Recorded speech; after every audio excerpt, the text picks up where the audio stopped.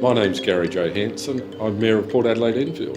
The port, to begin with, was a muddy river with the people that arrived here on the old sailing ships having to be carried through the mud on the shoulders of the sailors or rowed into the banks. The old buildings are magnificent, they really are. We have one of the best collection of Victorian buildings left in Australia, and there are many locations in the port like that where you feel that you can almost feel the people working around you on the docks. To anyone that wants to sense history and see history, the port is a little bit like a wonderland.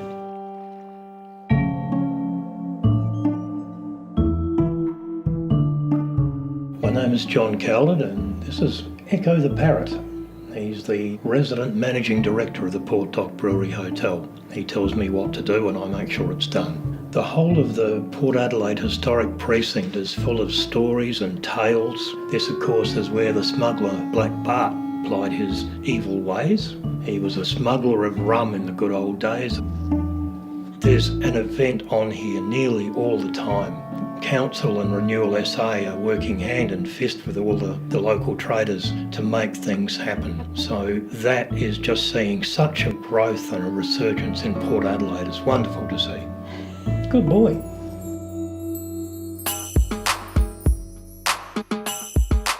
My name's Bowie Palachek. I'm a visual artist and graphic designer. This year I believe over 40 international, national and local street artists were involved in Wonderwall. And when you come down, what you'd expect to see is just wall after wall of absolutely mind-blowing, stunning art. The piece I created down at Harts Mill Holding Area is a picture of a girl asleep, tucked up with a big mystical fox. I wanted to create a really calming and peaceful artwork that made me feel very safe and secure and expressive in my creativity. What's amazing about Wonderwall is that it's a great event while it's on, but it's a lasting legacy throughout the whole year, and then ongoing it builds up and builds up.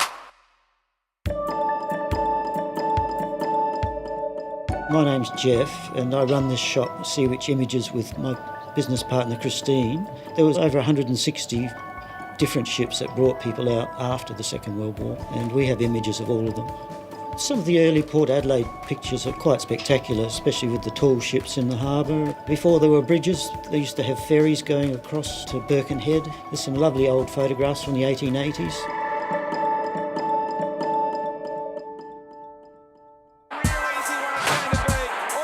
We have a wonderful team, both in the Magpies and the Power. I think both teams have a very good chance this year. I've said to Koshi, he has a very strong responsibility for the people of the port because their whole emotions rise and fall with the success of the Port Adelaide football team. So we have a need for them to win regularly so that we can build the port more quickly.